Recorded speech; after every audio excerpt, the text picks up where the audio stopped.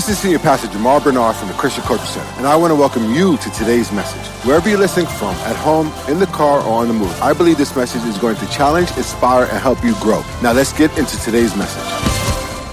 The message is called the Walk That Witnesses.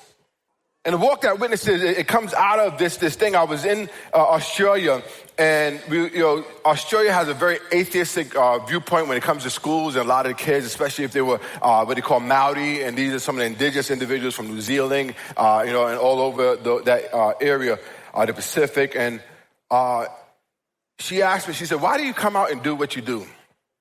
I said, "Because why not?" Right? She caught me off guard. I'm like, that's a good question. The answer was because I believe that I was supposed to do this. But I said, man, this is such a shallow answer. The answer has to be deeper. It has to be more profound. And when I told her, I said, let me ask you a question to respond to your answer. I said, can I ask you a question? And she said, yeah, sure, go ahead. I said, what is your favorite food? And she told me. I forgot what it was called. And I said, when you eat that and when you go through that, do you share that with people? She says, yeah. I said, why? She says, because it's so good. She said, I want people to experience that. It's so good that I feel like they're missing out if they're not experiencing the very thing that I'm talking about. And I said, that's amazing. And I said, that's great. I said, and so that's why I do what I do. Because I'm experiencing something that I feel somebody else should have. Because if they don't experience it, then they are missing out. And so as I look, and the reason why I'm going to minister this again, because there's a spin on it. As I started losing weight and working on stuff like that, and I said, people started asking me, Jamaal, what's your workout routine? I said, I'm at an age where first I got to find out what's not hurting. It's real. The life is real. People tell you, oh, watch out how you work out and this and that, but they never told you watch out how you sleep. Well, I'm the only one to wake up with body parts hurting. The other day, my shoulder was hurting, and I don't know why it was hurting. And then I realized that I was, So I said, it depends on how my body's feeling, because I might work out something, again, because the other parts hurt. And so they're laughing and stuff like that. And then as I lost more weight, they say, oh, well, Jamaal, what's your diet? I said, man, my diet. I said, that's a good question. And I started, going through what I eat, what I don't eat, how I eat, what time I eat, and going through. And the person actually took out a notepad and started writing some things down, and then asked me, do I take supplements and vitamins? I said, yeah, I take this. They were, send me that screenshot. Oh, yeah, let me see that. And we really get excited because we started working on a diet regimen and going through all this stuff. And I told them, I said, yeah, this is good. I'm excited for you. And then it caused me to think about his message. Because people ask me, how's my diet? What's my diet like? Because they see the results of how I'm losing. Wait, but my question for you, church, is how is your spiritual diet? Is your spiritual diet showing up in your life to where people want to know, what is your diet? Come on, people, really, when was the last time somebody asked you, what was your spiritual diet? What is your biblical reading routine? What is your prayer life looking like? What do you do to help you get more disciplined spiritually? When was the last time somebody asked you that because they saw it in your lifestyle? How many of you are even thinking about it right now? Saying, man, it's been a while since somebody asked me. Often we go through life, and you heard me say this before, where the church starts looking like the people at the gym. They go to the gym all the time, but they don't look different. How many of y'all go to the gym? I need a witness. Can I get a witness? Right? Y'all go to the gym and y'all see that sister on the treadmill all the time. Or you see that brother, right, with the high socks and the shorts, the tight shorts. Come on now. I'm in a gym. The gym is not all saved people, so they be out there. And that one guy, he'll go hard with the sweatband. Always sweating, but never looking different. The sad thing is that's how a lot of Christians are. And what they do is they go to the gym and they have the nice outfits. Sneakers looking clean because they're not working out. Everything matches. You got the girls in there.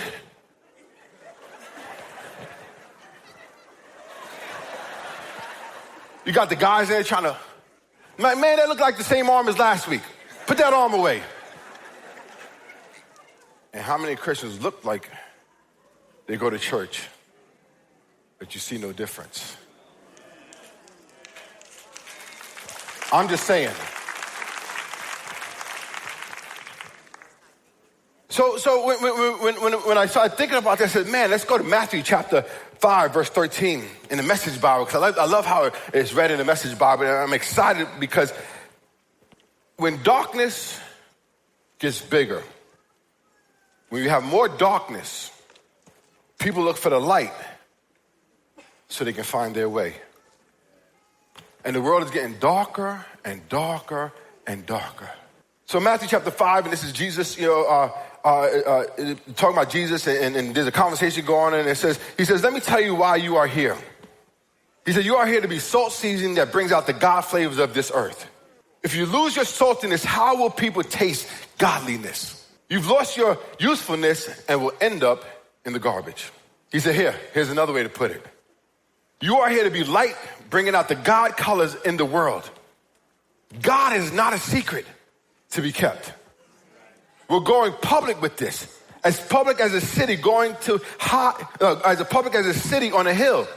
If I make you light bearers, you don't think I'm going to hide you under a bucket, do you? I'm putting you on a light stand.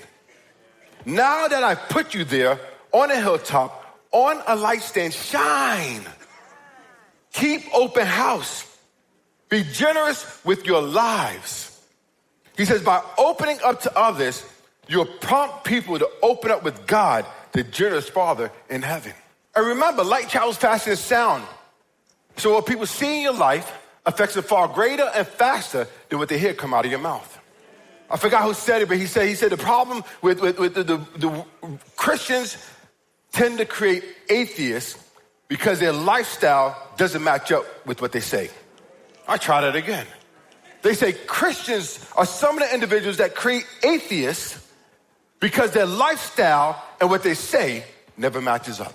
See, a truly transformed walk with Christ should provoke curiosity. It should provoke conviction.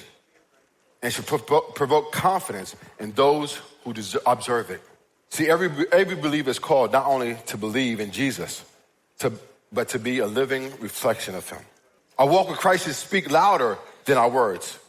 It should make people wonder, make people want, make people watch how God shows up in our lives. This is not about perfection, it is about transformation.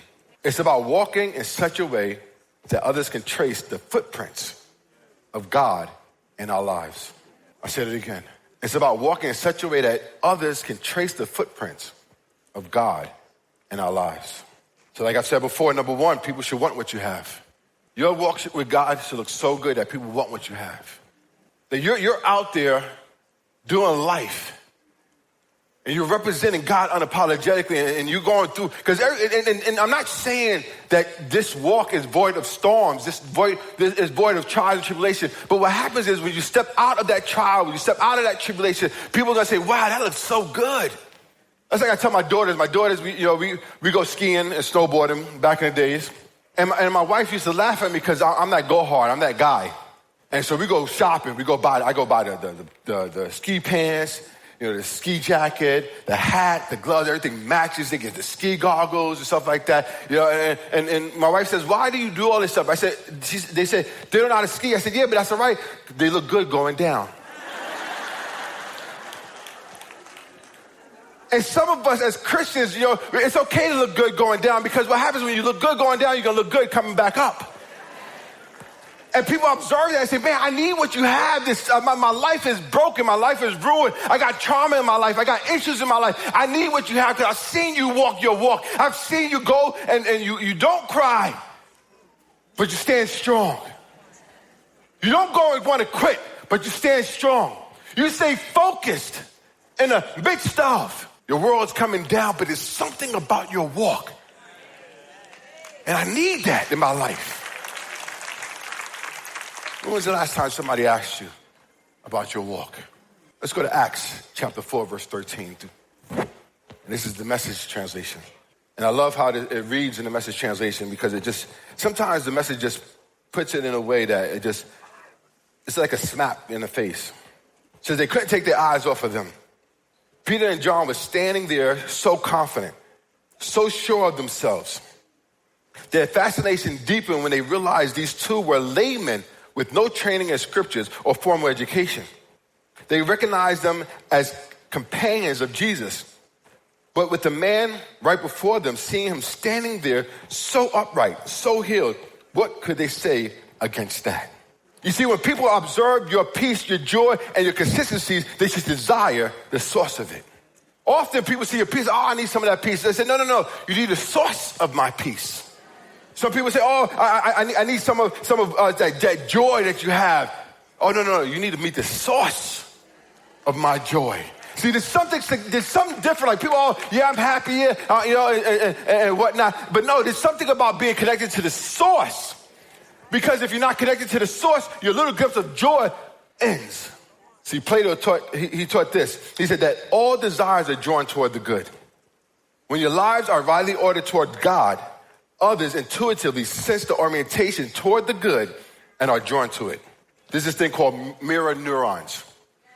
And mirror neurons, it talks about the different, what they call pathways in your brain that ignite and causes you to act a certain way, and it's about rewiring your brain. You ever hear of that? So mirror neurons in the brain causes people to subconsciously imitate what they admire. So when your life radiates with hope, it awakens the same longing in others. Number 2, I've said this before. When people watch your life, they should say, wow, I need what you have. It should look so good. They say, wow, I need that. I need that in my life. Often our lifestyles don't recognize, don't have people recognize the God we serve. He says, we gotta get to a place where he says, wow, I need what you have. I need that in my life. My life is just going crazy right now. And in Philippians chapter 4, verse 10 through 14, he says, I'm glad in God. And who? I'm glad in God. Far happier than you would ever guess. This is where we need to be. He says, happy that you're again showing such strong concern for me. Not that you ever quit praying or thinking about me. You just had no chance to show it. Actually, I don't have a sense of needing anything personally. I've learned, he's what? Come on, talk back to me. He did what? He learned by now to be quite content whatever my circumstances are. Man, that's a struggle right there. I'm just as happy with little as with much. I'm happy with much as with little. I found the recipe for being happy, whether full or hungry, hands full or hands empty. Whatever I have, wherever I am, I can make it through anything in the one who makes me who I am. He says, I don't mean that your help didn't mean a lot to me. It did. It was a beautiful thing that you came alongside me in my troubles. You see, our walk should reveal a peace that doesn't make sense. A stability that the world can't manufacture. Aristotle said it this way. He said, virtue attracts by excellence. A virtuous life lived in Christ creates a moral and emotional gravity that draws others towards God's way of being. See, in times of uncertainty, humans seek models of calm. I'll say it again. In times of uncertainty, humans seek models of calm. In times of certainty, humans seek confidence. Your faith under pressure becomes a case study in emotional regulation powered by divine trust. Matter of fact, say that to your neighbor, because I thought that was a good statement. Look at your neighbor and say, neighbor, your faith under pressure becomes a case study in emotional regulation powered by divine trust. You want me? Who's trying to write that down? I'll say it again. That's what it is. Y'all trying to write that down? Your faith under pressure becomes a case study in emotional regulation powered by divine trust. Your faith under pressure becomes a case study in emotional regulation powered by divine trust. So number 1, people should want what you have. Number 2, people should say they need what you have. Number 3, even non-believers should ask you to pray for them. Even non-believers should ask you to pray for them. In Genesis chapter 41, verse 38, Pharaoh says, so Pharaoh asked his officials, can we find anyone else like this man, so obviously filled with the Spirit of God?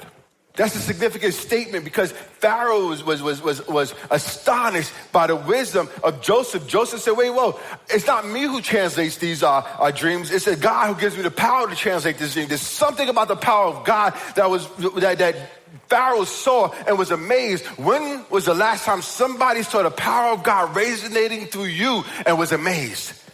And said, no, I need you to pray for me. I need you to intercede for me. I might not know your God. I might not be in communication with your God, but there's something about you and your direct line with God that I see things happen. I see the way your God shows up in your life. I might not know him, but I need some of that in my life right now. So I need you to pray. See, people don't even share your faith will still recognize God's fingerprint in your life. You gotta understand that truth and goodness transcends belief. When people encounter the transcendent through your consistency, they instinctively seek alignment with it. Because you know what? Authenticity builds trust. And why is that significant? Because people are looking for authentic relationships with Christ to align with. When people see that your faith produces consistent outcomes, peace, wisdom, favor, they associate it with the access to the divine. Number 4, people should have confidence in the power of your God. People should have confidence in the power of your God. What do I mean by that, Pastor Jamaal? The very thing I said that we need to do.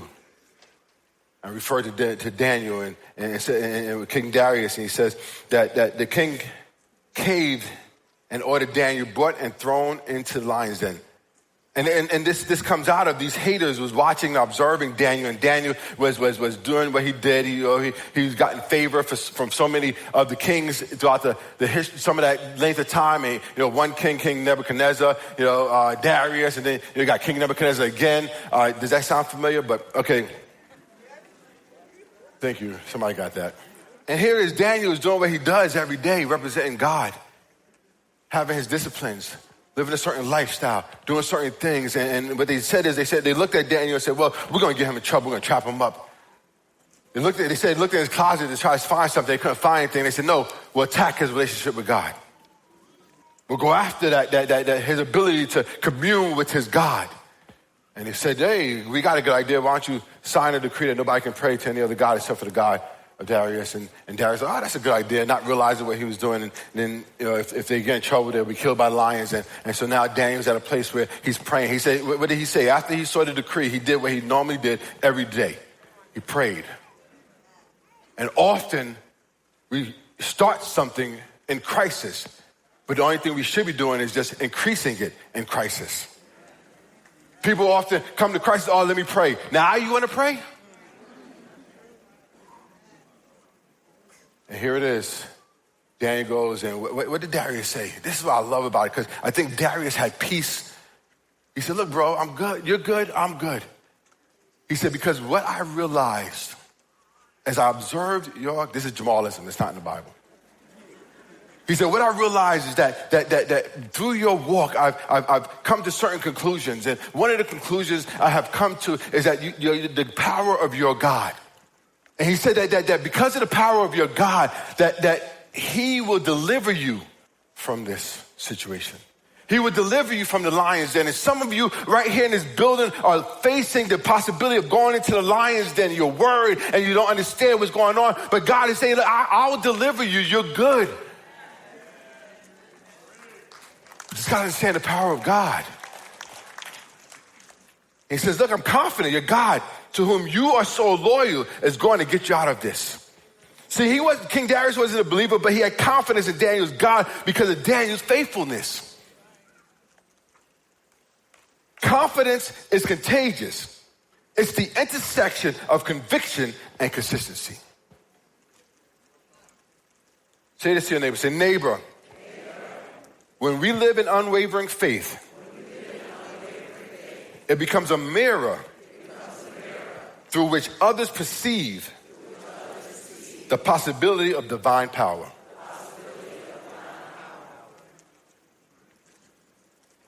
You want me to repeat that?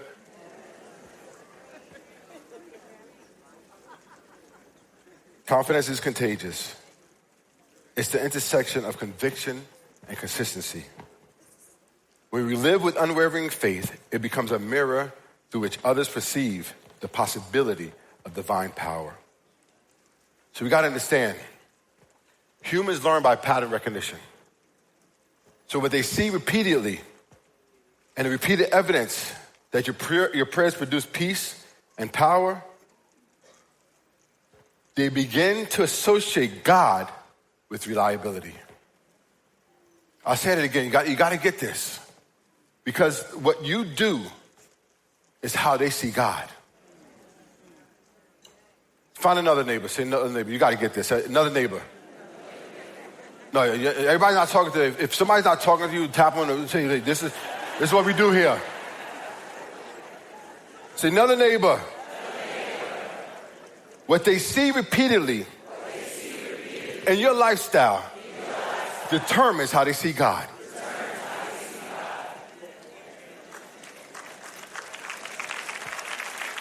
So when they see the repeated evidence that your prayers produce peace, when they see the repeated evidence that your prayers produce healing, when they see the repeated evidence that your God shows up, when they see the repeated evidence, see, this is something called pattern recognition. They're looking at the patterns of how God shows up in your life. And they begin to associate that with a reliable God. Number 5, people may not believe in your God, but they will respect your God. I'm just saying, we're in a world right now where people will be trying to disrespect God. People don't recognize the God we serve, and the Christians have helped with that disrespect. The Christians have become familiar with this God, that we've lost the awe and respect of this God we serve. That's why I said, yeah, we can have fun, but we have to make sure that we're sacred and that we have respect for the law of God. You know, there's something about God, and I love it because you heard me say this before, that the Jews won't even say God. They use this phrase called Hashem, and Hashem means the name. So even with Hashem, they still won't say God, they just say the name. Because they understand what it represents, that there's something powerful just in the name of God, let alone in the presence of God. And we get disrespectful. And we lost the awe. I remember my dad was used to tell us how, we grew up where you don't curse in church. Now, some of these pastors be wilding though. That's a different story. So my generation, we grew up, you don't curse in church. My dad, he said, well, yeah, my generation, you won't even curse in front of the church. And what has happened is people are getting more and more familiar with God, where they don't even watch the language that they use in the presence of this God we serve. You got to, I think America loses out because we don't understand that there's the idea. When we talk about the kingship of God, when we talk about the king from this Western perspective, we lose out. And we got to go visit and go back to the East and start realizing, okay, how do people interact with a king? How do people interact with the king? And so if God is our king, there has to be a certain form of interaction with said king. Even the posture in which you approach the throne is looked at in such a way where if you approach it with disrespect, if you were a king, that person would have got killed. To the point where you don't even give your back to the king. So when you left the king's presence, you have to back out like this. And too often we are at a place where we get so familiar, like, all right, God, thank you. And we lose the respect, and where we need to get to is a place, because if we don't respect God, how do we expect somebody else to respect the God we serve? Thank you for listening to Senior Pastor Jamaal Bernard of Christian Cultural Center. Download the podcast on Apple Podcasts or Spotify and visit cccinfo.church for more. We'd love to see you in person. Join us Sundays at 10 a.m. at our Brooklyn or Long Island campuses.